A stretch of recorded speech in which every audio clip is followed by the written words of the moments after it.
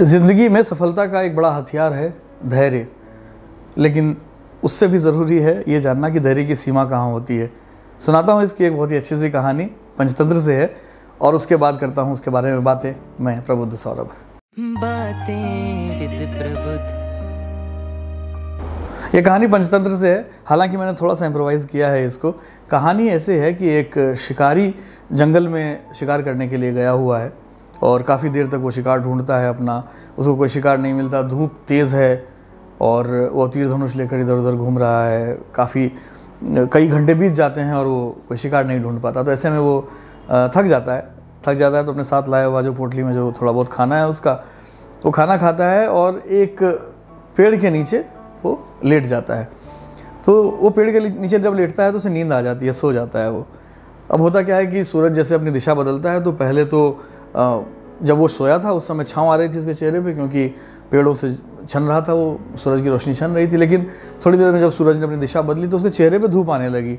तो वो सोया हुआ था लेकिन थोड़ा सा परेशान सा होने लगा, उसके चेहरे पे परेशानी के भाव आ रहे थे। सो रहा था, हालांकि जो कहते हैं कि हाफ कॉन्शियस स्टेट में था, तो वो नींद में था। तो एक बगुला वहाँ पर था। उस बगुले ने देखा कि ये धूप की वजह से परेशान हो रहा है ये जो भी मनुष्य है। तो बगुला उड़कर गया उस पेड़ के ऊपर और उसने अपने पंख को पसारा और उस पंख से इस तरह से पसारा उस पंख को कि नीचे शिकारी के चेहरे पे छाँव पड़ने लगी। तो शिकारी और चैन से सो गया। उसके बाद काफ़ी देर तक बगुला पंख को अपने फैलाए रहा ताकि शिकारी को कोई दिक्कत ना हो। उसने शिकारी का भला सोचा। थोड़ी देर में एक कौवा जो है वो उड़ता हुआ, तेज़ी से उड़ता हुआ आया और थोड़े कम हाइट से, मतलब बगुला और जो व्यक्ति सोया हुआ था शिकारी, उन दोनों के बीच से तेज़ी से निकला और उसने बीट की और बीट जो है सीधा जाकर शिकारी के चेहरे पर पड़ा और कौवा तेज़ी से फिर निकल गया। अचानक चेहरे पे बीट पड़ने से शिकारी उठ गया। उसे झटका लगा कि ये क्या हुआ। उसने देखा, उसने चेहरे पे हाथ डाला तो देखा कि हाथ पे, उस चेहरे पे बीट है, उसके हाथ में बीट लग गया। और शिकारी ने यूँ चेहरा उठाकर देखा तो ऊपर बगुला यूँ बैठा हुआ था। शिकारी को आया गुस्सा। उसे लगा कि हो ना हो इसने ही बीट की है, क्योंकि निश्चित रूप से अगर आप सोए हुए हैं, आपके ऊपर बीट गिरती है, आपकी आँख खुलती है और आप देखते हैं कि ऊपर बगुला है, तो आप यही मानेंगे। तो शिकारी ने अपना तीर उठाया।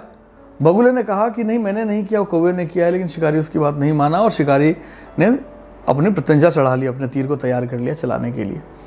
जब बगुले ने देखा कि अब वो मान नहीं रहा शिकारी मेरी बात, ये मनुष्य मेरी बात नहीं मान रहा, तो बगुला तेज़ी से आया और उसने उसकी आँख पे हमला किया और बगुला वहाँ से बचकर निकल गया।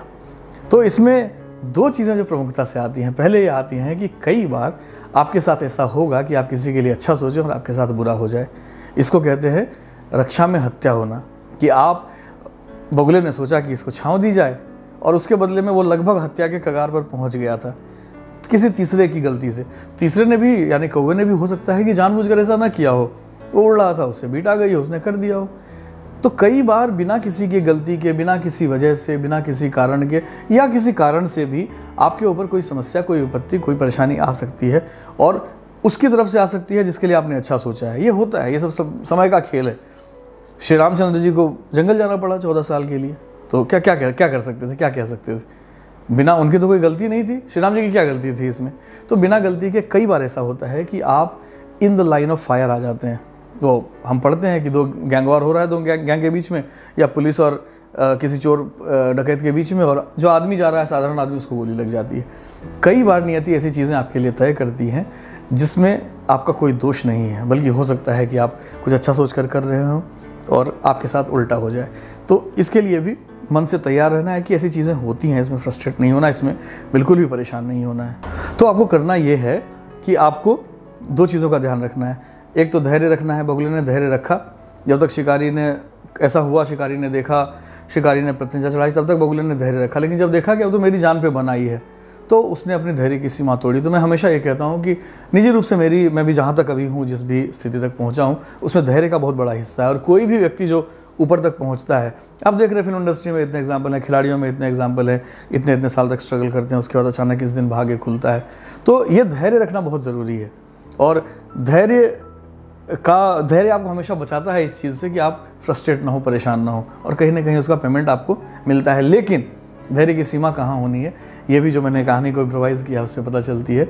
इसलिए धैर्य की सीमा कहाँ होनी चाहिए ये भी आपको तय करेंगे। धैर्य पर अलग से भी बात मैं करता आया हूँ, मैं करूँगा, आपसे कभी रूबरू हुआ तो करूँगा, या हो सकता है कि कोई और कैप्सूल हम कर रहे हो, कोई और कहानी कर रहे हो, वहाँ पर ये बात आए। लेकिन ये हमेशा ध्यान रखिए कि धैर्य रखें और धैर्य की सीमा भी रखें। बहुत बहुत शुक्रिया।